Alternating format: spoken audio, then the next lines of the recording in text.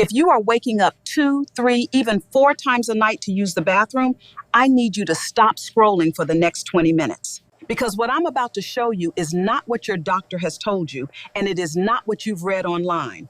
Most people over 50 think the answer is simple: just drink less water at night.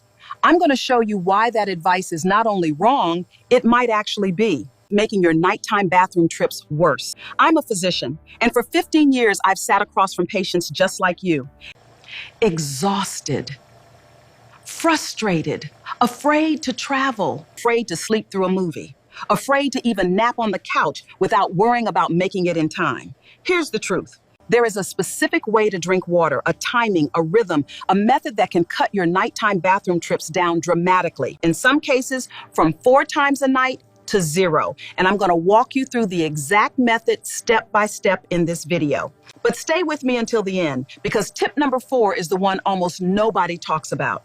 And it's often the real reason people over 50 are still waking up in the middle of the night, even after they have tried everything else.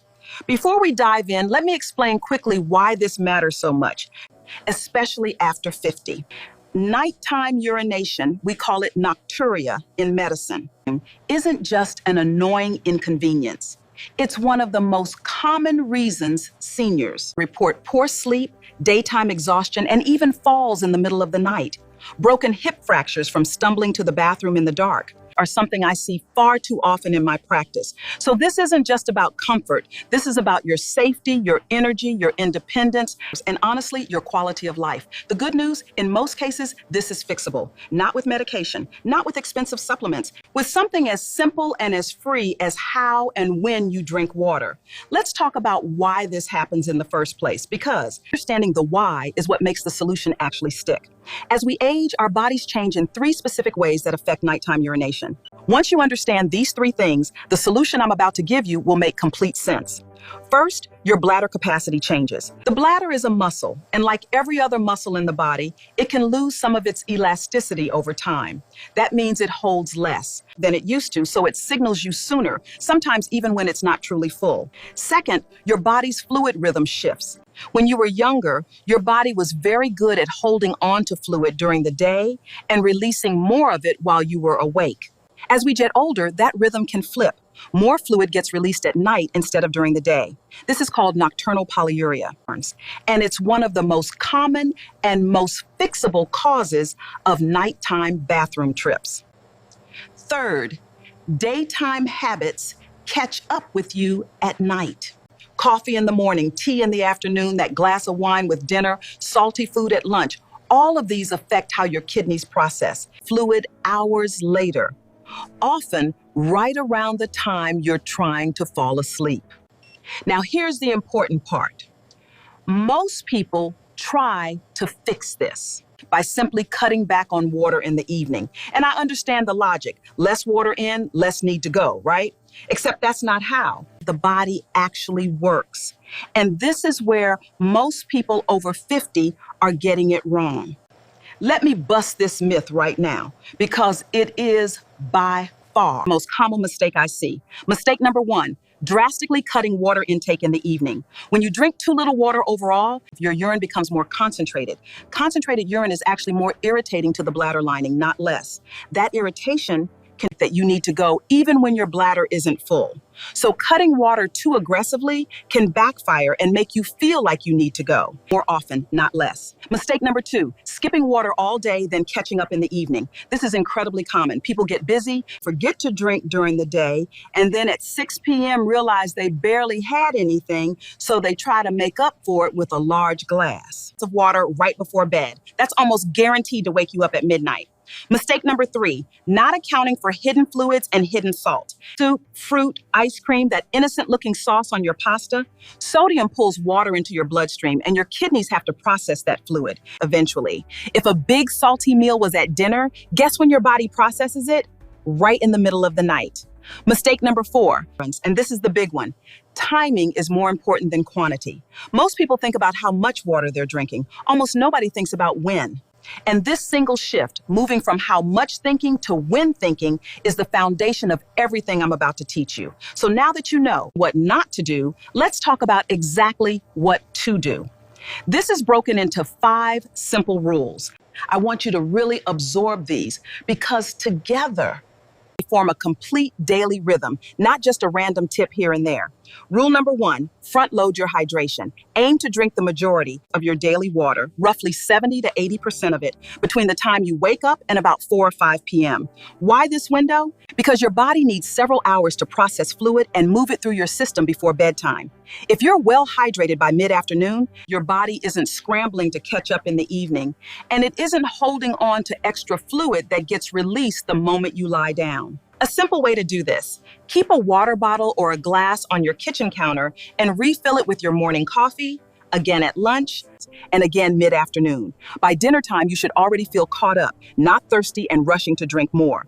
Rule number 2, the 2-hour wind down window. Starting about 2 hours before bed, begin tapering your fluid intake. This doesn't mean stopping completely.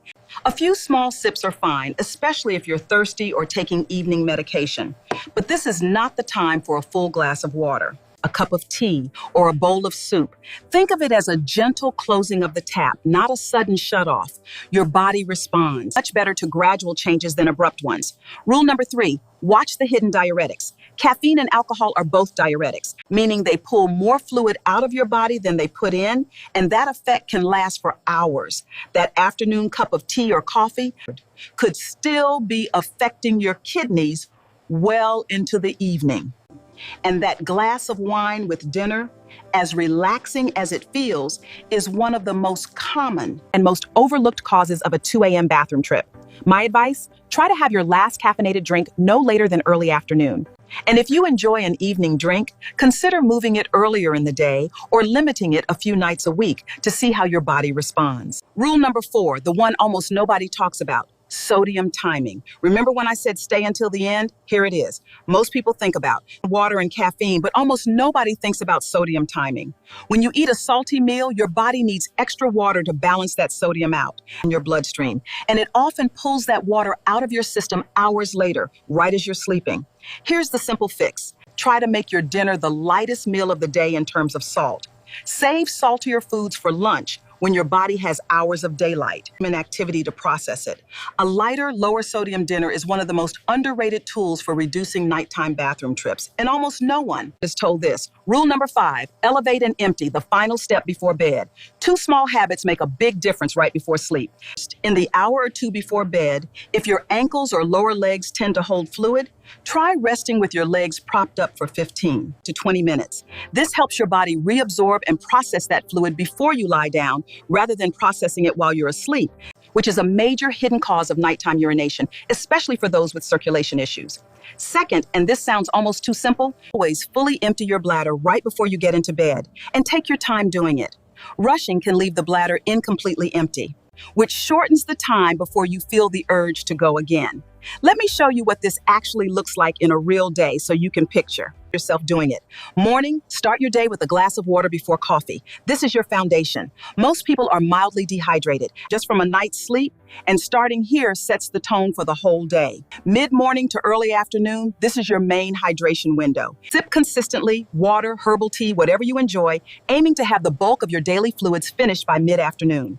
Lunch, if you're going to have a saltier meal, this is the time, not dinner. Late afternoon, your last caffeinate drink, if you have one. Dinner, lighter on sodium, a little less soup, a little less sauce, a squeeze of lemon or fresh herbs instead of extra salt for flavor. 2 hours before bed, begin tapering fluids, small sips only if needed.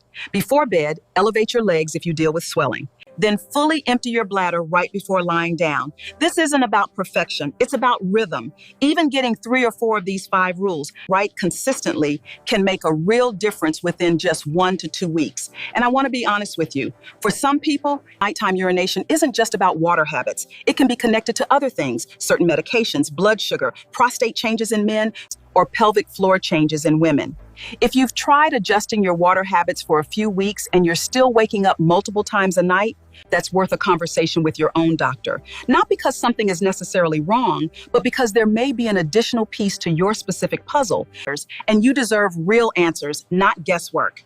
Let's bring it all together, because I want you to walk away from this video actually being able to use what you learned tonight. Here's your 5-rule method one more time. 1, front load water earlier in the day. 2, taper gently in the 2 hours before bed. 3, watch caffeine and alcohol timing. 4, shift sodium to lunch. 5, elevate legs and empty your bladder before bed.